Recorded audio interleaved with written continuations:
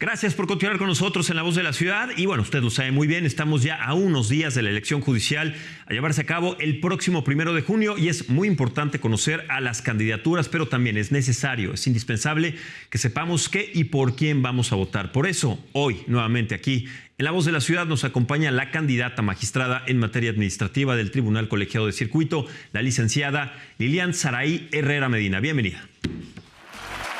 Licenciada, bienvenida. Hola, ¿cómo le va?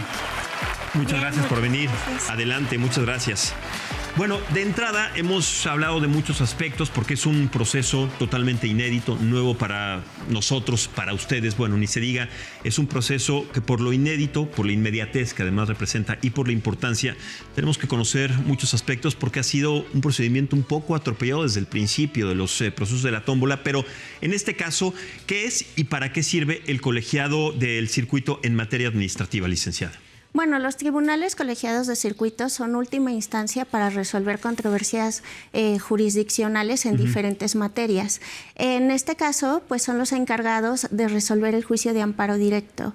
Y también es muy importante su actuación porque además de ver la protección de los derechos humanos de las personas en esta instancia del juicio de amparo, también crean precedentes y jurisprudencia que nos va dando cuáles son los criterios por los que se va a regir el Poder Judicial de la Federación. Y un juicio de amparo, digamos, y corríjame si me equivoco para que lo vayamos entendiendo todos de manera mucho más cercana, es la segunda instancia cuando se da un fallo y nosotros nos amparamos o antes de que se dé un fallo nos amparamos para tratar de protegernos antes de una decisión final. Bueno, existen dos tipos de juicio de amparo, el juicio de amparo directo y el juicio de amparo indirecto. Del que conocen los tribunales colegiados de circuito es el juicio de amparo directo, que sería la última instancia. No es como tal una segunda instancia porque, bueno, dependiendo de la cadena de impugnación a nivel local, pues primero tenemos, por ejemplo, el recurso de revisión, que es optativo, luego está el juicio de nulidad.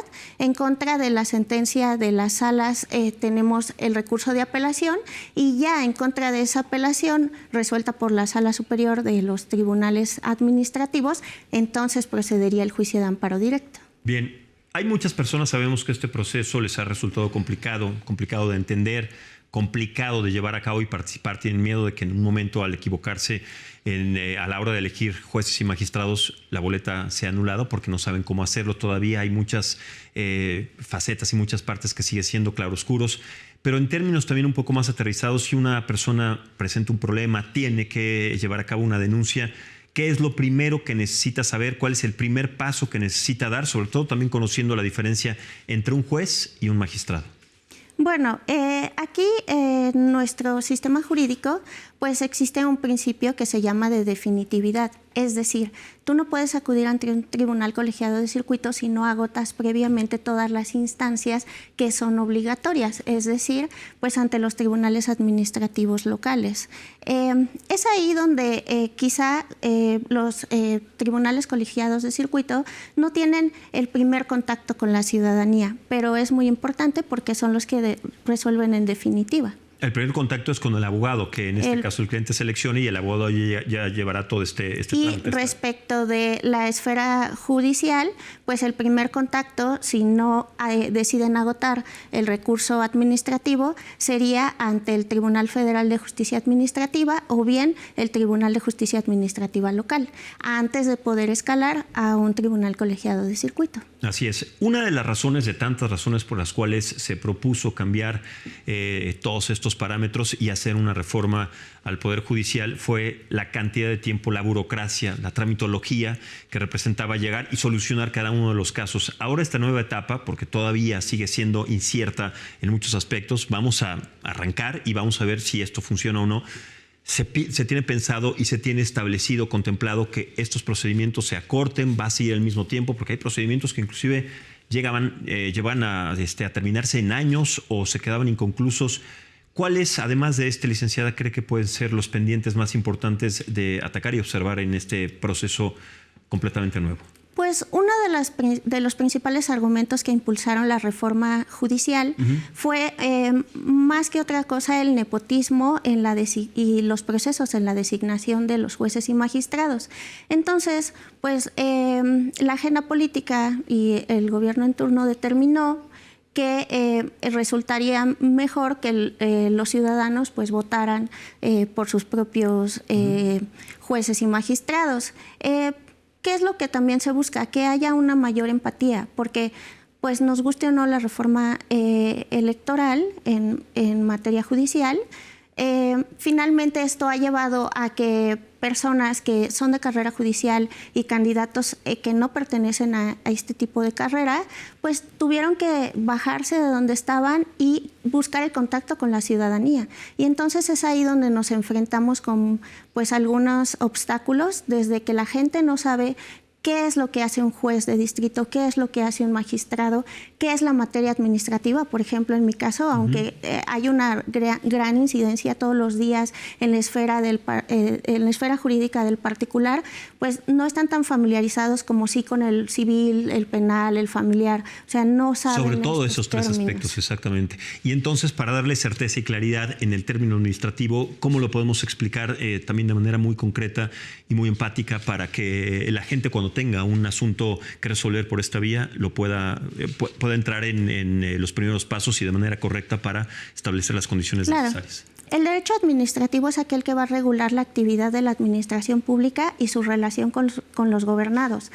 Es decir, siempre que existan sanciones, multas o licencias o permisos, es muy amplio.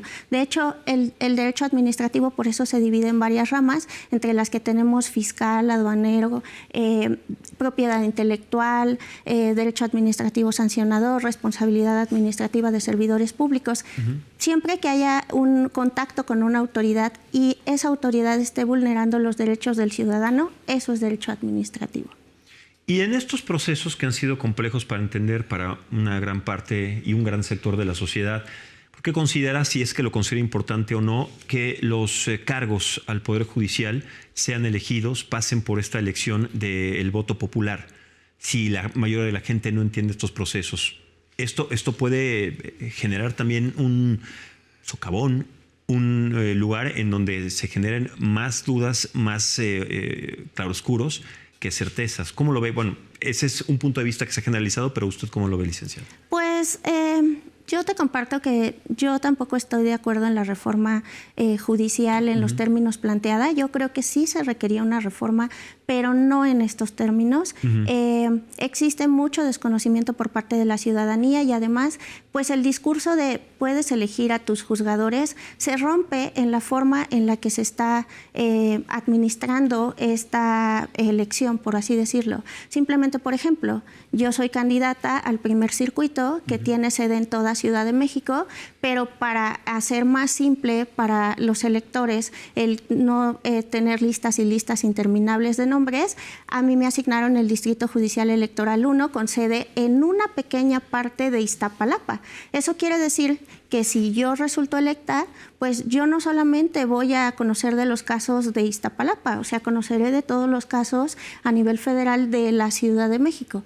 Es ahí donde ya se rompe un poco el discurso de estás eligiendo a tus jueces y magistrados. Claro, y esto sería en el mejor de los panoramas, porque en el otro lado, si no resulta ser electa, estaríamos dejando de contar con una persona preparada, una persona que además tiene una carrera, trascendencia, experiencia, y ahí no es porque usted haga mal su trabajo, sino porque no había el piso parejo ni las condiciones necesarias, como pasa en cualquier otra elección, de saber cuáles son las características de los candidatos, cuál es el circuito al que van a estar atendiendo, cuáles son además las características, y me parece que a falta de ese piso parejo, a falta de información, porque el Instituto Nacional Electoral no ha permitido y no ha dado la información ni los mecanismos contundentes para que se pueda dar a conocer esa información. Ustedes se tienen que valer por su propia mano con volantes, con este tipo de ejercicios, como con visitas y salidas a la calle para que puedan conocerlos. Ese considero, más allá de su punto de vista, que es uno de los procesos que se tendrían que cambiar o se tuvieron que haber establecido, pensado antes de entrar al 1 de junio, ¿no? Sí, es que además, bueno, primero agradezco la apertura que tienen programas como el tuyo, porque también es una elección en donde la barrera de entrada como candidato, pues es de entrada que tú debes tener los recursos suficientes para poder financiar tu campaña. Sí. Porque nosotros no tenemos financiamiento ni público ni privado y el INE ha llegado al extremo de decir, pues tu familia no te puede ayudar a volantear gratis porque es financiamiento privado en especie. Entonces, es una incongruencia ¿de qué nos tenemos total que valer? Además de que estamos hablando de que hay muchas restricciones, no tenemos acceso a medios masivos de comunicación, no podemos pagar publicidad pautada en redes sociales.